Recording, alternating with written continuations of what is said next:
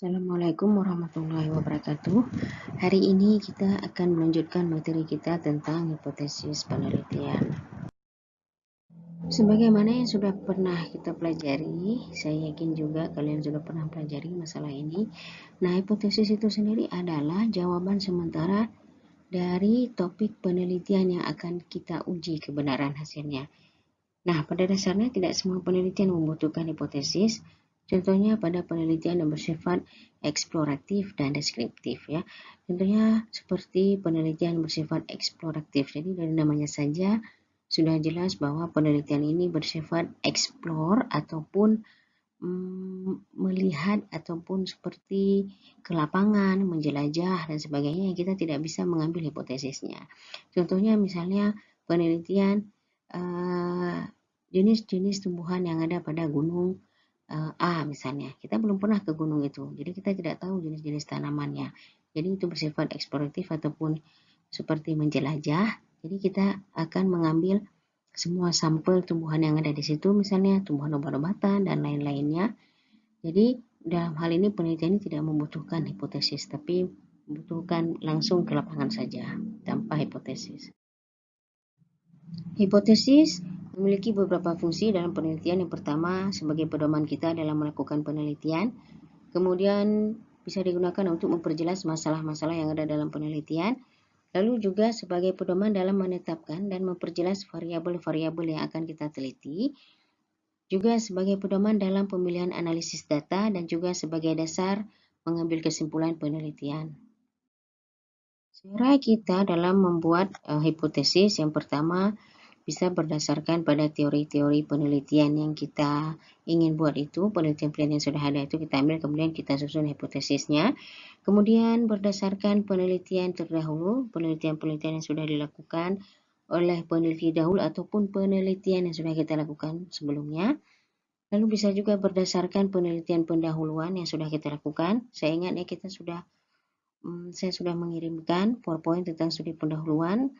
Saya harap bisa dipahami dengan baik, ya, sehingga itu juga bisa menjadi sebagai dasar pembuatan hipotesis terhadap judul penelitian yang sudah kalian pilih. Kemudian terakhir, berdasarkan logika peneliti itu sendiri yang berhubungan dengan penelitian. Ini adalah beberapa konsep dasar dalam merumuskan hipotesis, yaitu diawali dengan sumber masalah pada kehidupan sehari-hari yang berhubungan dengan penelitian. Lalu kita cari teorinya melalui penelitian terdahulu, kemudian penelitian pendahuluan, dan juga bisa menjadi berdasarkan akal sehat atau logika kita.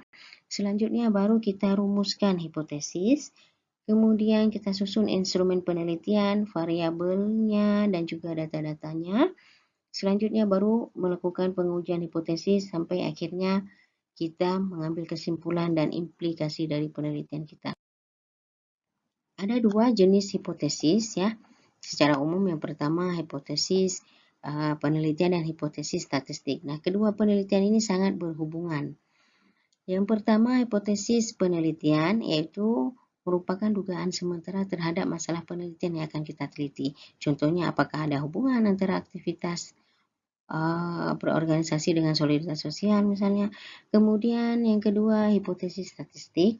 Hipotesis ini adalah hipotesis yang kita gunakan dalam konteks parametrik yang bersifat kuantitatif. Jadi berhubungan juga dengan cara menganalisa data secara kuantitatif ya, apakah pakai software atau lainnya.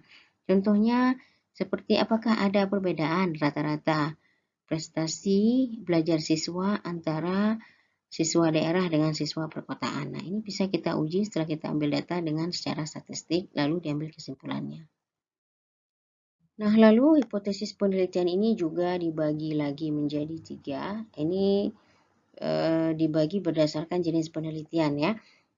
Masalah penelitian minggu depan akan kita bahas. Yang pertama, hipotesis deskriptif.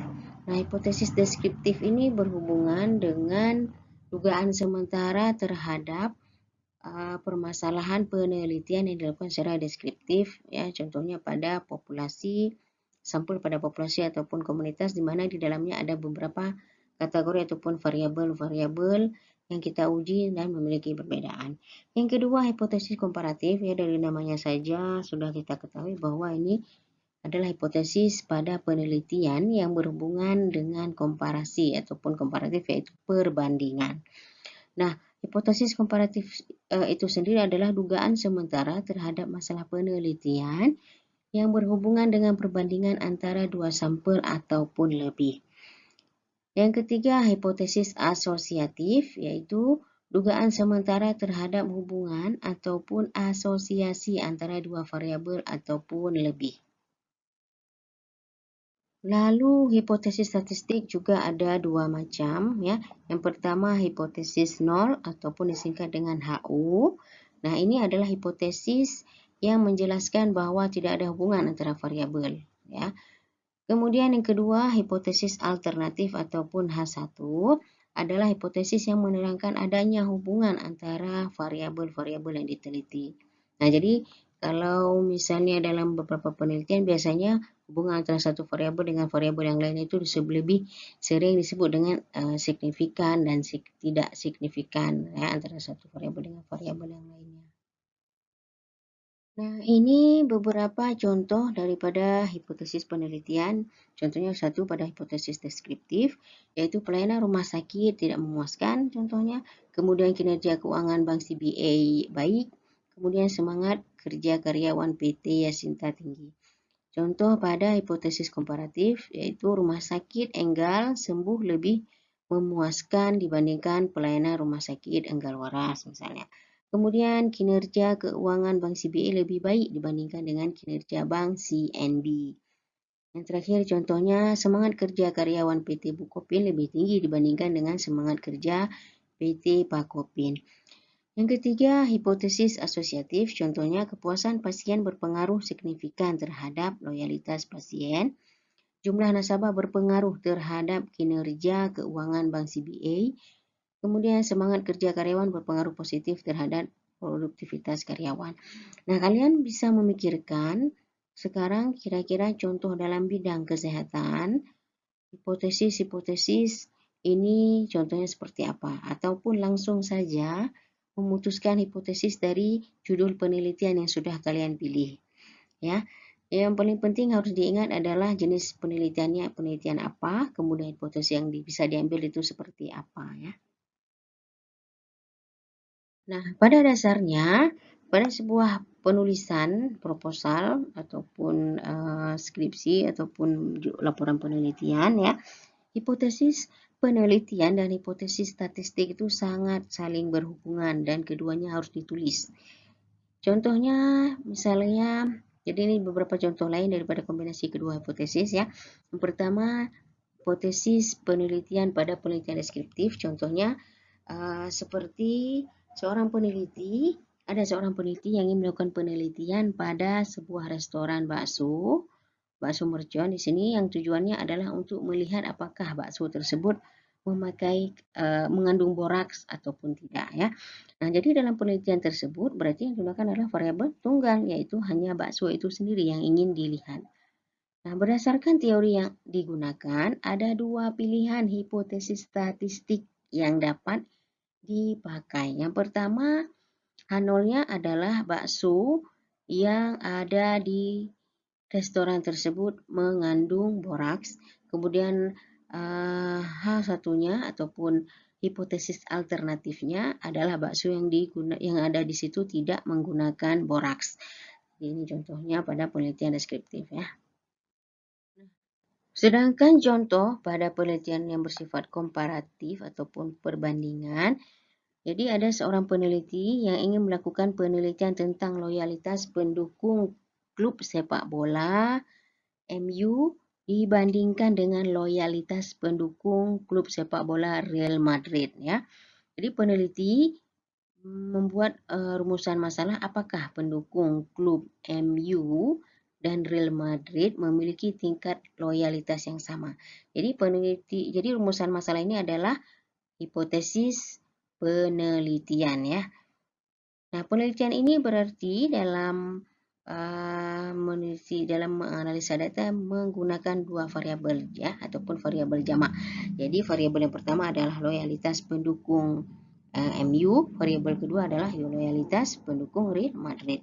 Nah, hipotesis statistika yang dapat digunakan dalam hal ini ada dua juga, yaitu yang pertama, hipotesis nolnya pendukung klub MU ataupun klub pesepak bola MU ini tingkat loyalitasnya itu sama dengan pendukung Real Madrid. Ya, kemudian hipotesis alternatifnya, pendukung klub MU memiliki tingkat loyalitas yang berbeda, tidak sama dengan pendukung klub Real Madrid. Nah, tidak sama siapa yang lebih tinggi, siapa yang lebih rendah. Loyalitas dan sebagainya itu bisa diuji dengan menggunakan teknik analisa data sesuai dengan penelitian. Ya. Ini contoh pada penelitian komparatif. Contoh hipotesis yang ketiga yaitu hipotesis asosiatif ataupun hipotesis penelitian yang berhubungan dengan asosiatif yang menguji antara pengaruh antar variabel. Nah, jadi contohnya ada peneliti yang menguji tentang hubungan antara rajin minum jahe dengan semakin sehatnya lambung ataupun kesehatan lambung. Rumusan masalahnya rajin mengkonsumsi jahe membuat lambung sehat. Variabelnya variabel jamak juga yaitu satu. Variabelnya yang pertama rajin mengkonsumsi jahe. Variabel yang kedua adalah variabel-variabel yang berhubungan dengan kesehatan lambung. Nah, penelitian ini menggunakan hipotesis asosiatif karena rumusan masalahnya ingin menguji ataupun mempertanyakan hubungan antar dua variabel. Nah, berdasarkan teori yang ada, bisa diambil dua hipotesis statistikanya ya. Yang pertama H0 ataupun hipotesis nolnya, yaitu jahe, rajin mengkonsumsi jahe berpengaruh pada kesehatan lambung. Kemudian alternatifnya, jahe tidak berpengaruh terhadap kesehatan lambung. Nah, jadi untuk melihat hubungannya itu apakah sejauh mana hubungannya, sejauh mana tidak berhubungan dan sebagainya, itu nanti larinya ke analisa data. Ada beberapa ciri dari variabel yang bisa dikatakan sebagai variabel yang baik. Yang pertama, dugaan terhadap keadaan variabel itu sifatnya mandiri. Kemudian perbandingan keadaan variabel pada berbagai sampel merupakan dugaan tentang hubungan antar variabel ataupun lebih. Lalu dinyatakan dalam kalimat yang jelas sehingga tidak mengandung bias ya, sehingga orang yang bacanya itu tidak bingung. Kemudian yang terakhir dapat diuji dengan metode-metode ilmiah. Baik, materi hari ini tidak banyak, hanya tentang cara mencari, cara menginspirasi, ataupun cara menulis hipotesis. Saya ucapkan terima kasih. Dan mulai dari sekarang, sudah bisa dipikirkan ya, hipotesis-hipotesis yang cocok untuk jenis penelitian dari judul yang Anda sudah pilih itu seperti apa. Baik, saya akhiri. Assalamualaikum warahmatullahi wabarakatuh.